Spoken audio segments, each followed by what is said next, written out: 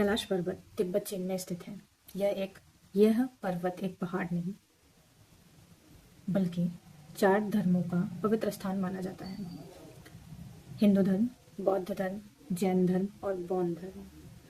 हिंदू धर्म में इसे भगवान शंकर का निवास स्थान माना जाता है। कहा जाता है कि आज भी शंकर भगवान वहाँ पर निवास करते हैं माता पार्वती के साथ। और बौद्ध धर्म में चक्र संवक जी ने। हिंदू धर्म, बौद्ध धर्म, जैन धर्म, बौद्ध धर्म। हिंदू धर्म में भगवान शंकर का निवास स्थान माना जाता है कैलाश पर्वत को। कहा जाता है कि भगवान शंकर आज भी वहाँ समाधि में लीन है। इसे एक्सिस ऑफ यूनिवर्स और एक्सिस ऑफ वर्ल्ड भी कहा जाता है। बौद्ध धर्म में देवता चक्र संवर्ग को। हिंदू धर्म, बौद्ध धर्म, जैन धर्म, बौद्ध धर्म। हिंदू धर्म में भगवान शंकर का निवास स्थान माना जाता है कैलाश पर्वत को। कहा जाता है कि आज भी शंकर भगवान वहाँ समाधि में लीन है, जिसे एक्सिस ऑफ यूनिवर्स या एक्सिस ऑफ वर्ल्ड भी कहा जाता है। बौद्ध धर्म में देवता चक्र संवर्ग का निवास स्थान कहा जाता है, जहाँ ध्यान और आत्मज्ञान का। हिंदू धर्म, बौद्ध धर्म, जैन धर्म, बौद्ध धर्म। हिंदू धर्म में भगवान शंकर का निवास स्थान माना जाता है कैलाश पर्वत को। कहा जाता है कि आज भी शंकर भगवान वहाँ पर समाधि में लीन है, जिसे एक्सिस ऑफ यूनिवर्स और एक्सिस ऑफ वर्ल्ड भी कहा जाता है। बौद्ध धर्म में इसे देवता चक्र संवर्ग का निवास स्थान माना जाता है, जहाँ पर आत्मज्ञान और ध्यान का निवास है। जैन धर्म में पहले तीर्थंकर ऋषभ देव को मोक्ष की प्राप्ति हुई थी। बौद्ध धर्म में इसे आत्मा और ऊर्जा का केंद्र माना जाता है। इन चारों धर्मों का आस्था का बहुत बड़ा केंद्र है कैलाश पर्वत। कैलाश पर्वत पर चढ़ना मना है। कैलाश पर्वत पर चढ़ना मना है। लोग वहाँ की परिक्रमा करते हैं।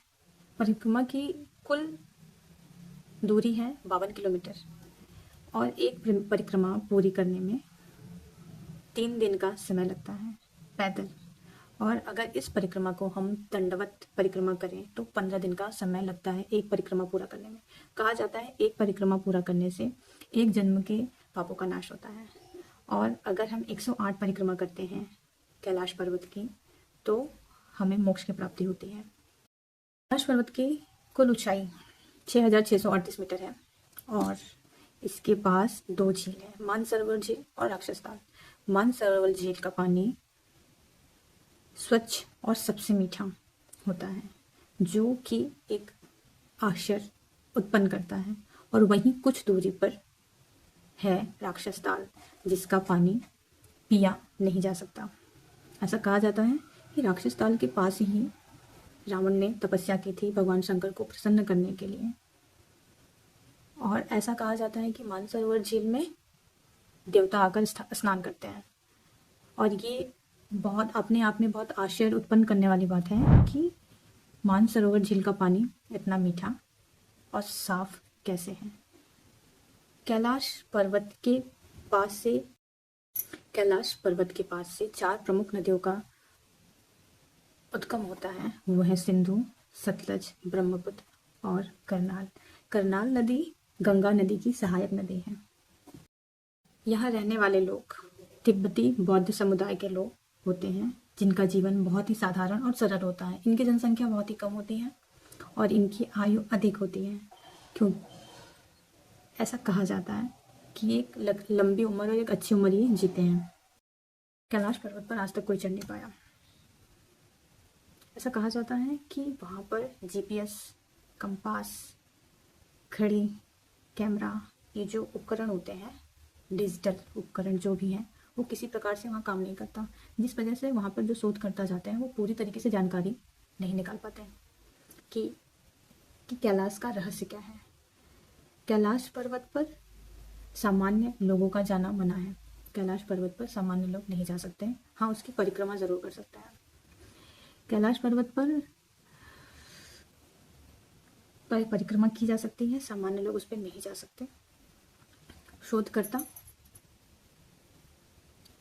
साधु, संत, तपस्वी वहाँ जा सकते हैं, शोधकर्ता जा सकते हैं, वैज्ञानिक जा सकते हैं, बाकी सामान्य लोगों का वहाँ जाना मना है।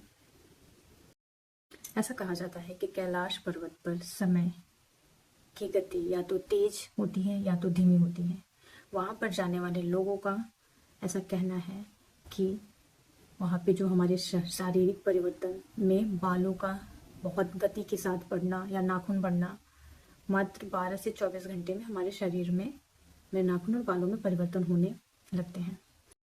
कैलाश की संरचना पिरामिड के आकार की है और इसे ऊपर से देखने पर ओम जैसा प्रतीक इस पर बनता है।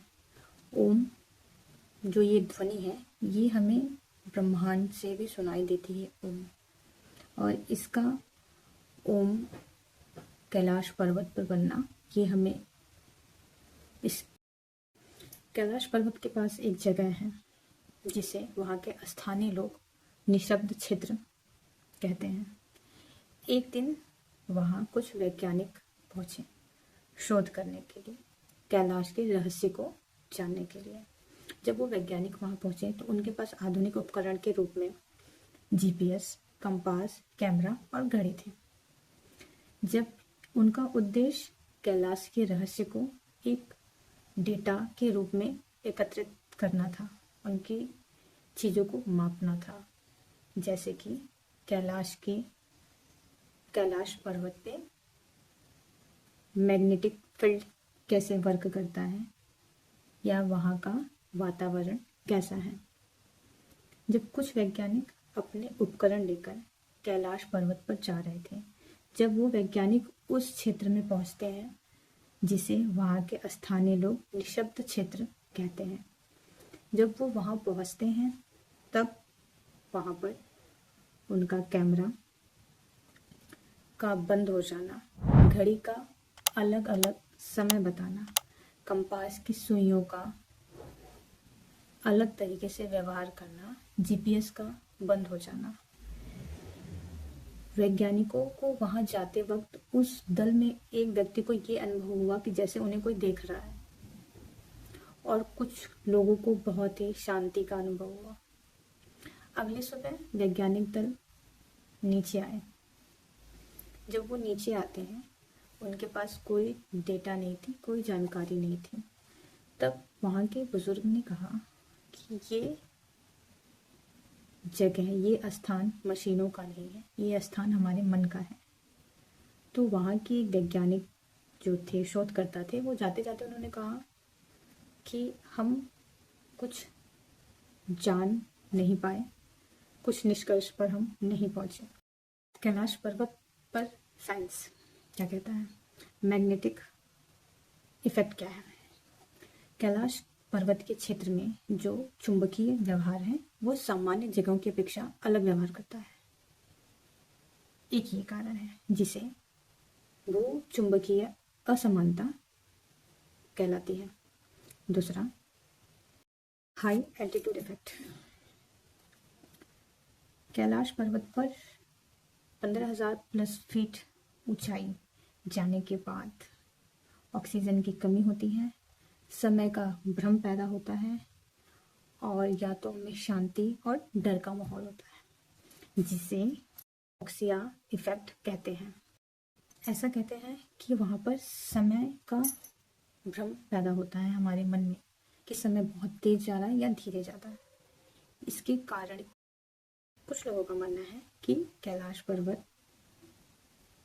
पर एलियंस का इफेक्ट है, और कुछ लोग ऐसा कहते हैं कि धार्मिक मान्यताओं के आधार पर जो मैथोलॉजिस्ट होते हैं वो उसके अंदर निवास करते हैं, ध्यान करते हैं और रहते हैं।